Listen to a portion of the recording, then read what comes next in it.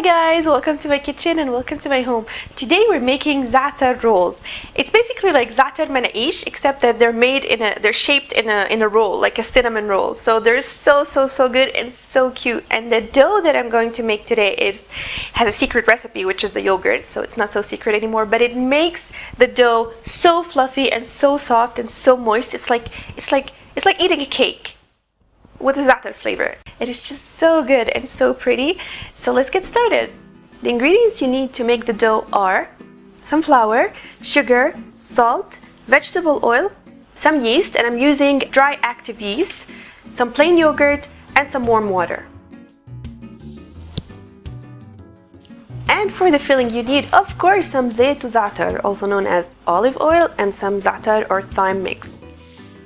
The first thing I'm going to do is I'm going to activate the yeast. So in a medium bowl, I'm going to add my yeast, and then to that I'm going to add some sugar and a cup of warm water.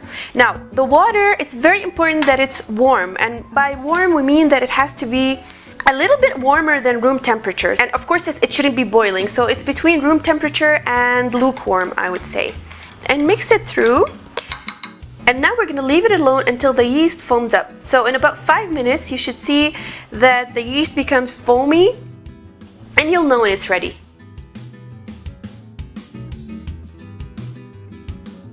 See that? It's perfect. It's foamy and it's pretty much doubled in size. So it's ready. So now what we will do is we will start working on the dough. Now, normally I would use my KitchenAid or my stand mixer with the dough hook attachment to make my dough. So at this stage, what you would do is you would mix all the ingredients together in the bowl of your standing mixer and just let the dough hook do its thing for 5 minutes. But because a lot of people don't have stand mixers, I'm going to do this by hand, which is actually very simple. It's just more manual work. So what you're going to do is you're going to get your biggest bowl, the biggest bowl that you have. And in it, you're going to transfer the yeast mixture. To that, you're going to add your yogurt. Basically, you're going to add all the other ingredients. The oil, salt, and the flour. At first, you're going to start mixing it with a wooden spoon.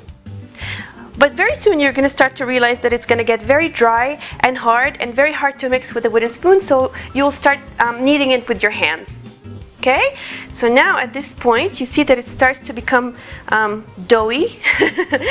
So now I'm going to just start kneading it with my hands like that. Keep the flour next to you because you might need to add a little bit of flour if the dough is too runny. And otherwise, just keep kneading it with your hands until you get a smooth dough.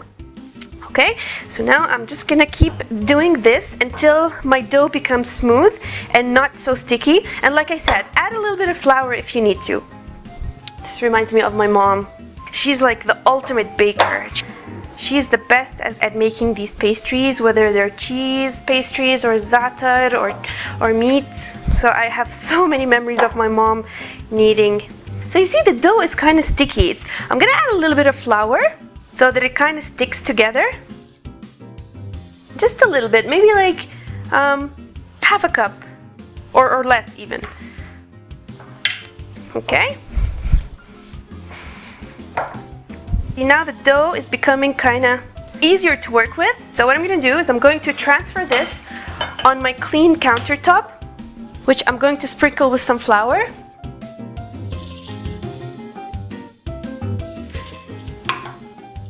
And keep kneading your dough for 5 minutes until it becomes super smooth. This process is called kneading. If your dough starts to stick to your countertop like that, just add more flour and keep kneading. Dough is almost ready, and I know this because you see it's very smooth now. It's not even sticking to my fingers anymore, and I can knead it very easily. It's holding itself together. It's not sticking anymore. It's not, falling apart. That's how I know my dough is ready.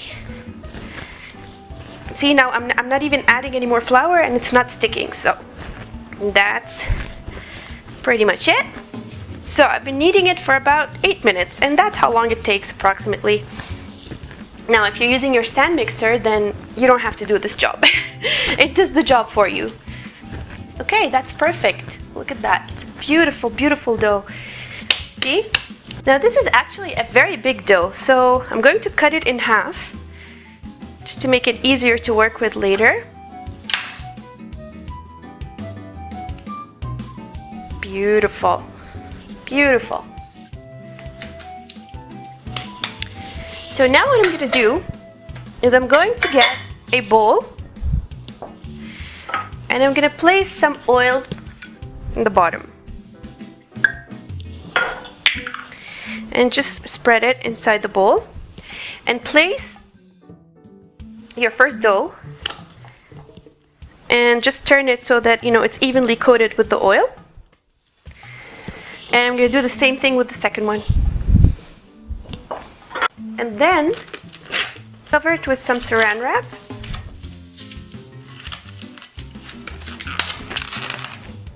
And now we're going to let the dough rest. Now what's going to happen is that after about an hour or two, you'll notice that your dough doubles in size, literally. So what you're going to do now is you're going to let the dough rest in a warm place. My most preferred place is the oven, which is turned off, of course, because air doesn't go in there, and so nothing bothers it. It can rise at its own pace peacefully. So what I'm going to do is I'm going to place these two bowls in the oven, which is turned off, and you'll see that the dough doubles in size. Now in the meantime, start preparing your baking pan or your baking dish. So using a large baking dish, pour some oil, vegetable oil, and actually pour a generous amount, like I'd say maybe 1 tablespoon, and thoroughly spread it across the pan using a brush or a paper towel, and up the sides too. You might also want to sprinkle some flour just to make sure nothing sticks, and put it aside.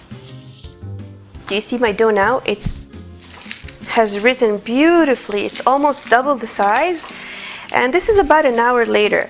Now it could take longer for you. It depends on how hot the temperature in your kitchen is. Today is a fairly hot day, so this is why it took only 1 hour to get them this size. But if it doesn't take you, if it takes you longer, if it takes you 2 hours, that's fine. Just wait until it doubles in size. It will eventually.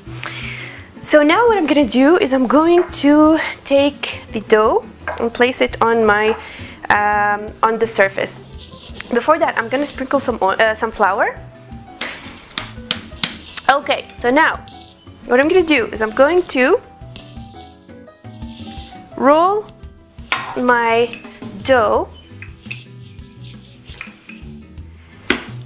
using a rolling pin.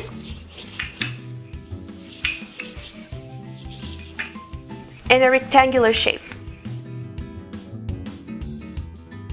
So this is the size that you're looking for. So this is about, I'd say 14 inches in length and 12 inches in height. And it's about maybe a 1/4 inch or 1/2 centimeter thick.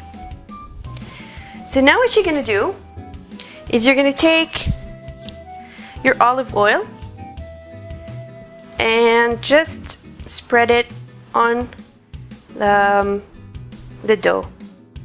So now sprinkle your za'atar all over your dough.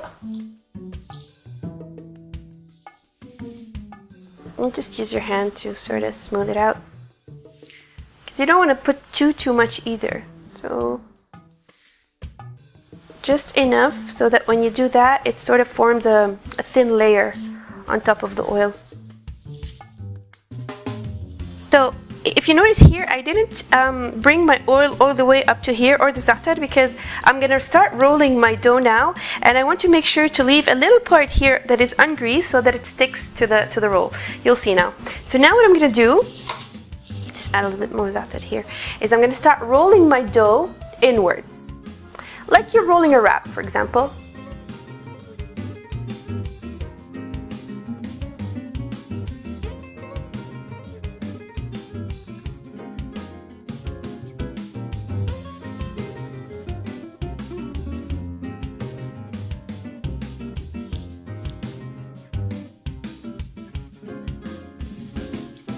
There we go. So it's like a giant roll or wrap. Now using a large sharp knife, I'm just gonna cut off the ends. Okay, I'm not gonna throw them, of course. And then I'm going to cut it in half, like so, in a quick movement. And so you keep cutting it in half until you get 12 equal pieces.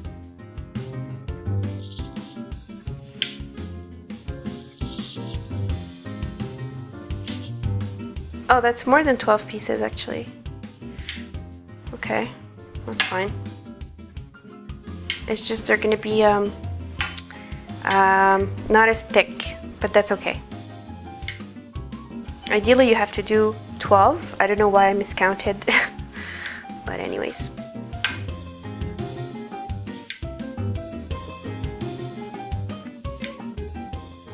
So now we're gonna place these in the baking dish, like that.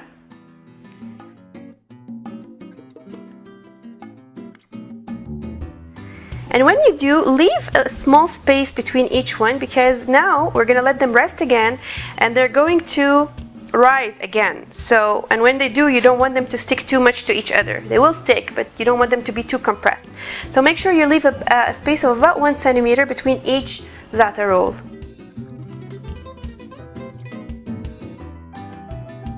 There we go. Now I'm going to do my other roll.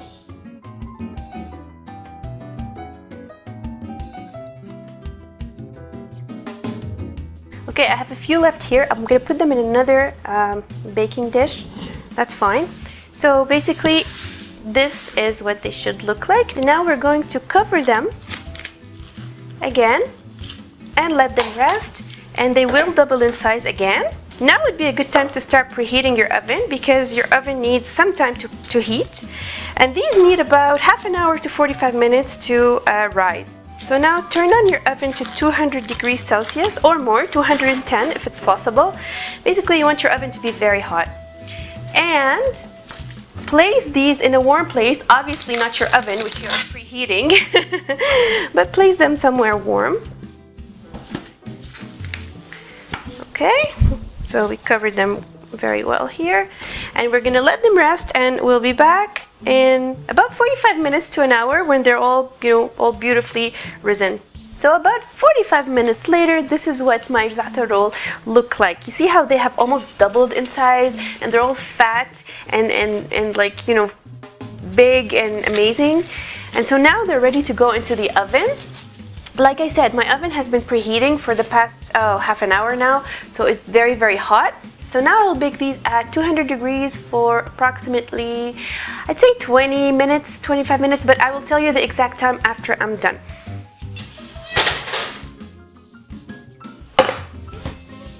These look absolutely gorgeous. They're just so gorgeous. They're beautifully golden brown, and they're, let me just try to open one for you. They are very hot, fresh out of the oven. Yay!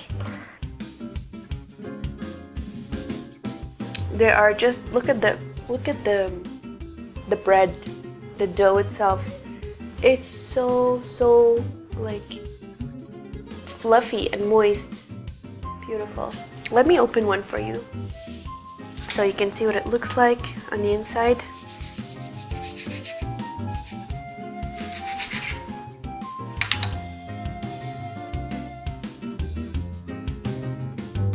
It's so moist, so soft.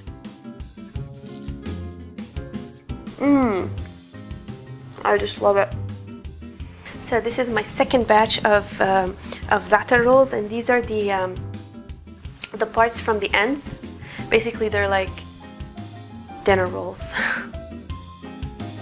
Oh my god, they're so pretty. Can you tell how super moist they are? Okay guys, that's it for today. Thank you so much for watching, and I really hope you enjoyed this video, and I really hope you make them because they are so good. Za'atar is always good, but when it's shaped into a roll, it's even better. So if you haven't already, please do subscribe and give this video a thumbs up. Bye guys, until next time.